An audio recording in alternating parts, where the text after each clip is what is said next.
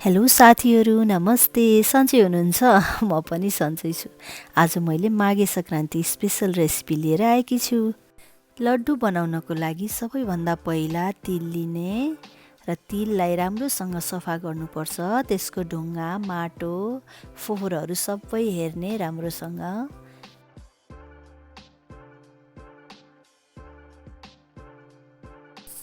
त्यसपछि एउटा प्यानमा सबै तिल राखेर भुट्नुपर्छ। तिललाई राम्रोसँग भुट्ने।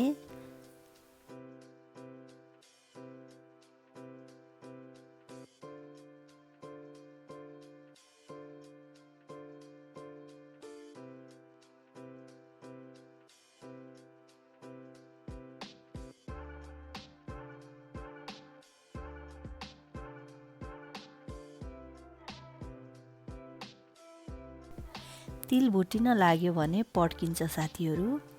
सबै तिललाई मजाले भुटिसकेपछि एउटा भाँडोमा खनाउने।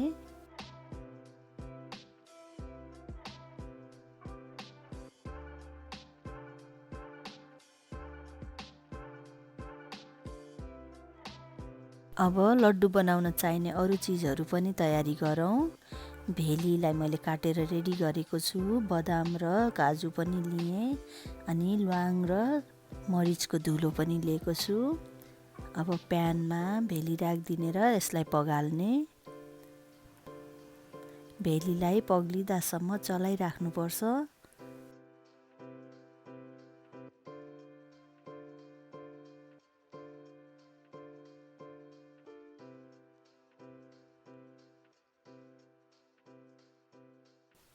पगाल्नको लागि अलिकति दुध हालेर पगाल्यो भने भेली एकदमै राम्रो हुन्छ।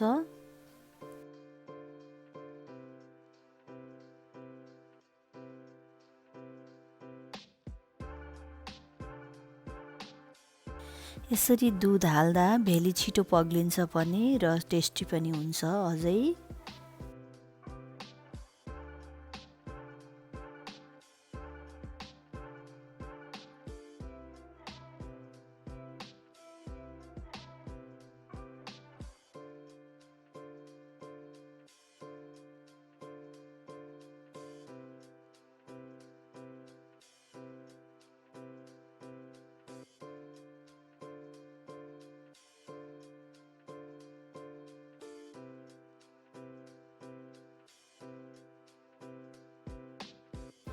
भेली सबै पग्लिसकेको छ। अब यसलाई एकछिन राम्रोसँग पकाउनु पर्छ।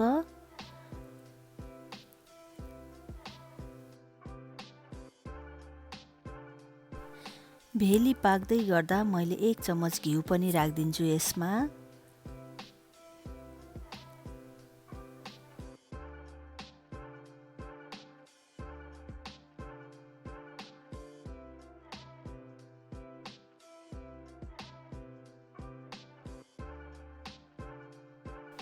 चलाउन चाहिँ छोड्नु हुँदैन साथीहरू, चलाइराख्नुपर्छ, नत्र पिँधमा टाँसिन्छ र डढ्छ।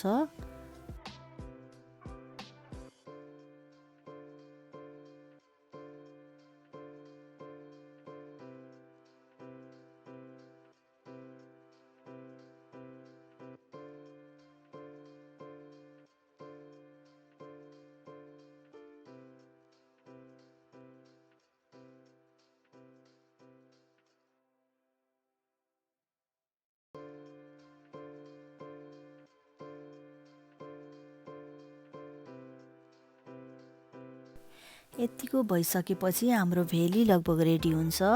त्यही पनि त्यसलाई चेक गर्न सक्छौँ हामीले पानीमा 1 थोपा राखेर। त्यसलाई हेर्ने भने डल्लो पर्छ, रेडी भएको डल्लो पर्छ, नत्र पग्लिन्छ। अब यो तिल राख्न रेडी भइसक्यो। हामीले यसमा अघि भुटेर राखेको तिल राखिदिन्छौँ। त्यसपछि कुटेर राखेको मरिच र सुकमेलको धुलो पनि राखिदिने। अनि काजु र बदामलाई पनि मसिनो गरेर काटेर राखिदिने। अनि सबैलाई मजासँग मिक्स गर्नुपर्छ। आगो चाहिँ सानो गराउनुपर्छ साथीहरू यतिखेर, नत्र डढ्छ।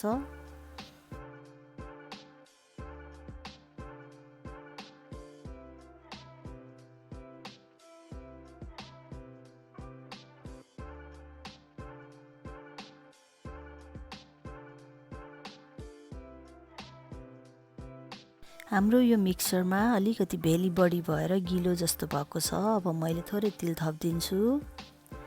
यसलाई पनि राम्रोसँग मिक्स गर्छु।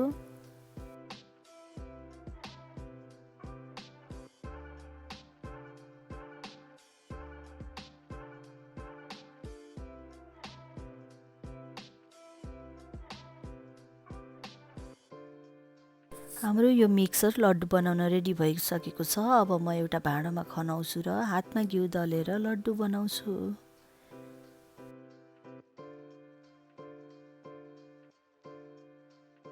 हाम्रो लड्डु पनि बनेर कम्प्लिट भइसक्यो साथीहरू।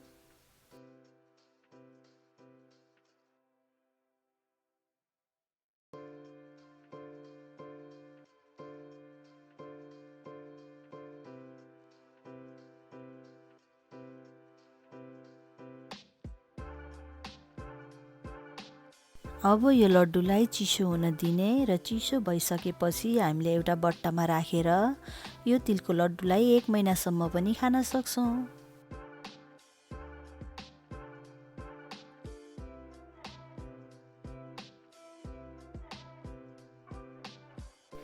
यसरी बनाएको लड्डु एयरटाइट भाँडोमा राख्यो भने लामो समयसम्म बिग्रिँदैन। अब अर्को रेसिपी भुजाको लड्डु। त्यसको लागि मैले गुड काटेर पगाल्न राखेँ एउटा प्यानमा। अब यसमा अलिकति दुध राखिदिने। अब यसलाई राम्रोसँग नछोडिकन चलाइराख्नुपर्छ। त्यसपछि 1 चम्मच घिउ राखिदिने। घिउ राखेर राम्रोसँग चलाइसकेपछि इलाइचीको धुलो यानि कि सुकमेलको धुलो राखिदिने। मैले अलिकति मरिचको धुलो पनि मिसाइदिएको छु साथीहरू यसैमा।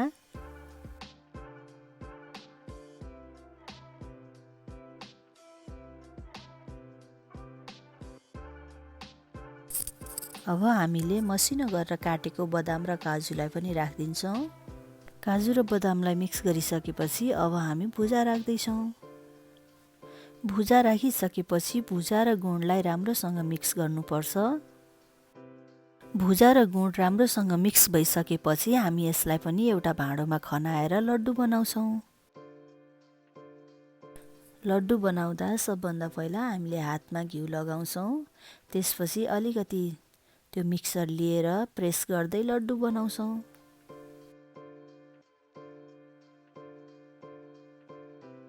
लड्डु बनाउँदा धेरै चिसो भयो भने पनि त्यो जम्स बन्दैन लड्डु राम्रो। त्यही भएर तातो तातै बनाउनु पर्छ र अलिक केयरफुल पनि हुनुपर्छ साथीहरू, नत्र हात पोल्छ।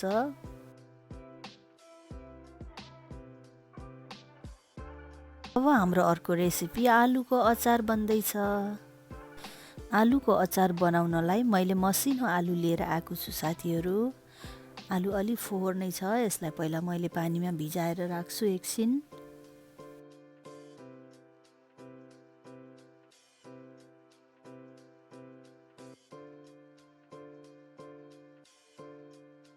यसरी आलुलाई एकछिन पानीमा भिजाएर राख्यो भने आलुको बोक्रा बाहिर भएको गोबर माटो सबै सजिलोसँग जान्छ।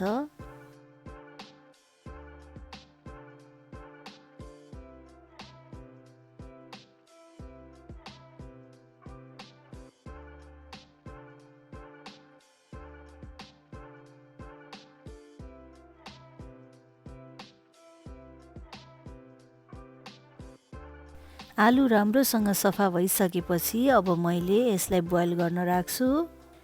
ढाकेर बोइल गर्यो भने छिटै बोइल हुन्छ साथीहरू।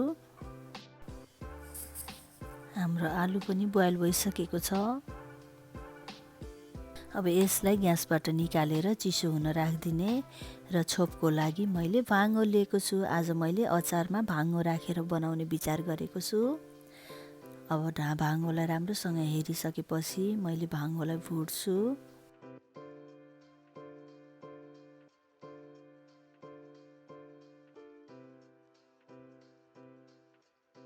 एउटा भाँडोमा भाङ्गोलाई राम्रोसँग भुट्ने।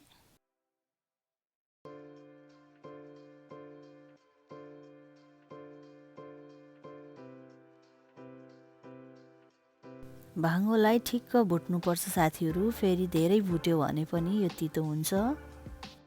भाङ्गो भुटिसकेपछि एउटा प्लेटमा खनाएर चिसो हुने बेलासम्म छोडिदिने।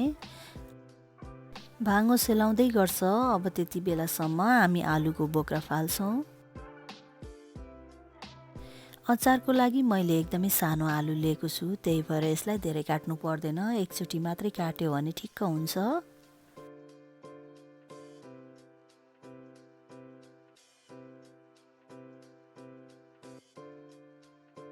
त्यसपछि मैले एउटा प्याजलाई रफली चप गर्छु। यतिन्जेल भाङ्गो पनि चिसो भइसकेको छ। मिक्सरमा राखेर अब यसलाई मसिनो गरेर पिस्ने।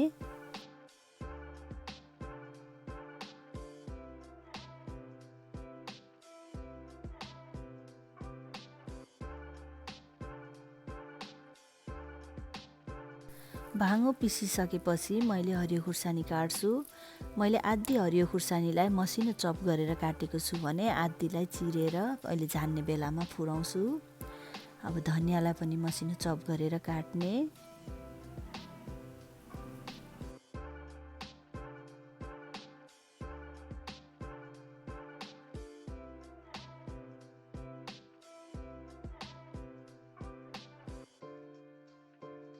अब यो काटेको सबै चिजहरू आलुमा हालिदिने।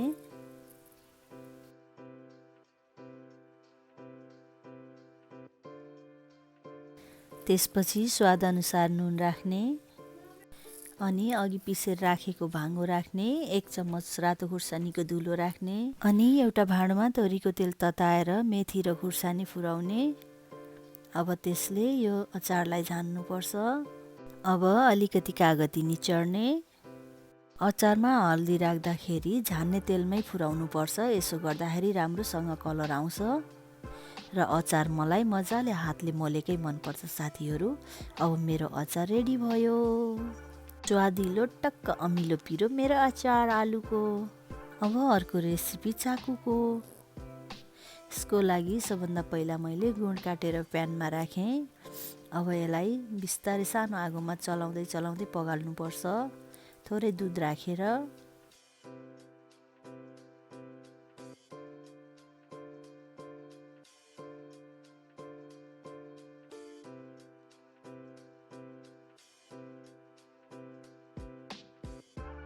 जब गुड सबै पग्लिन्छ त्यसपछि यसमा 1 चम्मच घिउ राख्ने।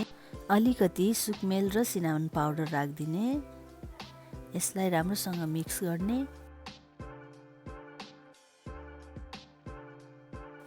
चाकु बनाउँदा अलि राम्रोसँग पकाउनु पर्छ गुडलाई साथीहरू, नत्र यो टाँसिने हुन्छ, क्रन्ची हुँदैन। यसलाई हल्का कालो कालो हुने बेलासम्म पकाउनु पर्छ। अब यो रेडी भइसकेको छ। अब एउटा भाँडोमा तेल लगाएर अथवा घिउ लगाएर यसलाई त्यसमा खनाइदिने।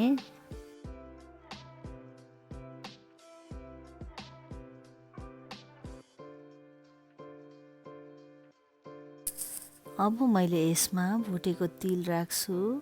मैले यसमा सेतो तिल राखेको छु। चाकुमा सेतो तिल नै राम्रो देखिन्छ। त्यसपछि बोक्रा फालेको भुटेर बोक्रा फालेको बदाम राखिदिने।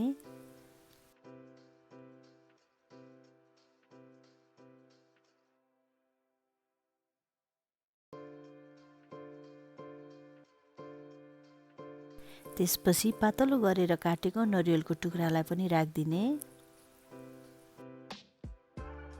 चाकु चिसो हुँदासम्म यो सबै राखेको चिजहरू त्यसमै जमिसक्छ।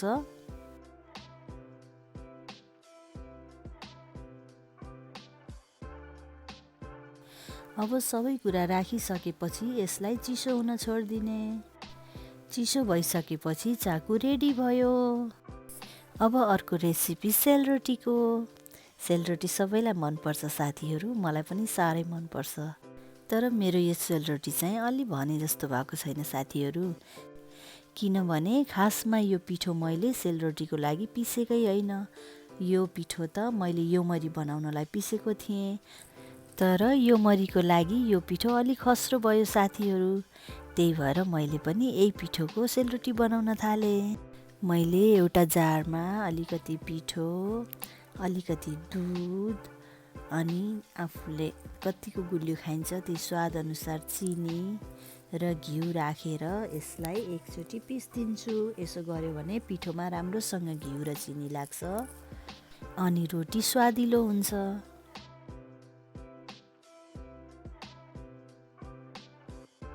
मैले यसमा अलिकति मरिच र सुकमेललाई पनि कुटेर राखिदिएको छु। हेर्नु साथीहरू, मेरो ब्याटर यस्तो बन्यो। अब यो सेलरोटी राख्नको लागि रेडी भएको छ। आज मैले हातले नै सेलरोटी बनाउँदैछु साथीहरू। पिठो मसिनो भएकोले काँडा चाहिँ राम्रो आएन साथीहरू, तर यो खानलाई चाहिँ एकदमै टेस्टी भएको छ। सेलरोटी पनि तयार भयो। अब अर्को रेसिपी तरुल र साkarkhanda। मैले तरुल र साkarkhandaलाई राम्रोसँग धोएर कुकरमा 1 चम्मच घिउ र थोरै पानी राखेर पकाउन राखिदिन्छु। सानो आगोमा 1 सिटी लगाएपछि मेरो तरुल र sakarkhanda रेडी हुन्छ। यसरी आजको मेरो माघे सङ्क्रान्ति रेसिपी तयार भयो। मेरो यो रेसिपी हजुरहरूलाई कस्तो लाग्यो साथीहरू, लाइक कमेन्ट गर्न नभुल्नुहोला र मेरो यो च्यानललाई सब्स्क्राइब गर्न पनि नभुल्नुहोला। हजुरहरूको दिन शुभ रहोस्। थ्याङ्क यू, धन्यवाद, नमस्ते।